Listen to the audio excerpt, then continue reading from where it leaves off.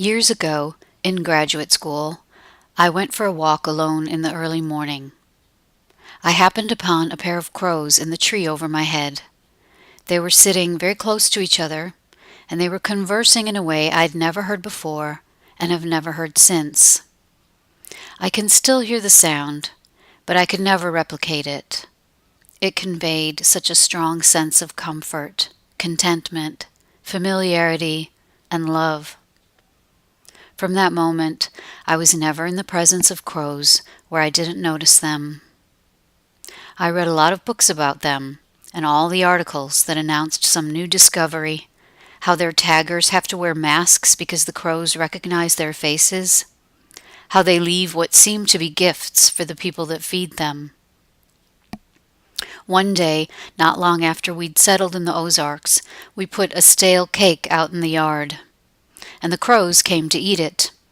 The next day we found a piece of glass where the cake had been, and at that point my observations became much more engaged.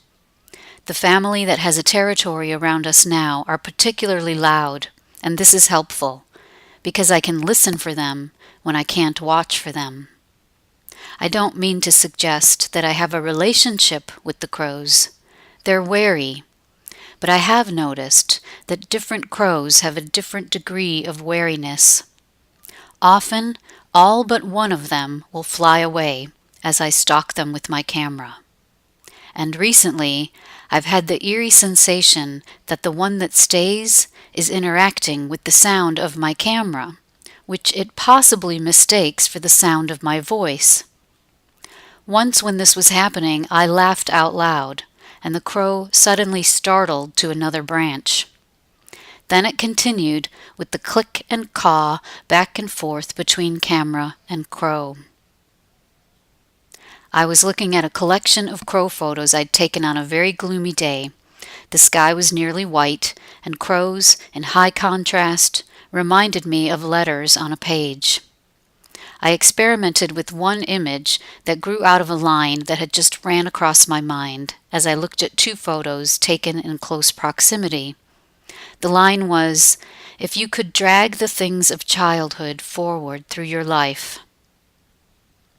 There is something about the way crows seem to get excited when the air is electric with impending catastrophe. They seem fearless and truculent. I feel like they're looking over the horizon to see what's coming next. It's definitely fair to say that I love them, and I love thinking about what they might be thinking as they fly over my head. This has grown into a book-length exploration, and it's definitely in conversation with old forms like haiku.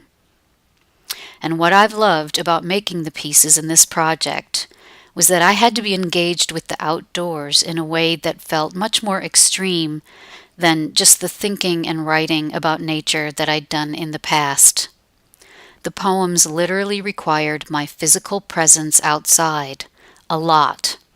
This felt like a great luxury, and it was a great comfort to me during the last few months. And watching the crows walk in the snow with their prehistoric gait, I felt as if the world will keep turning and time will move forward. I felt hope.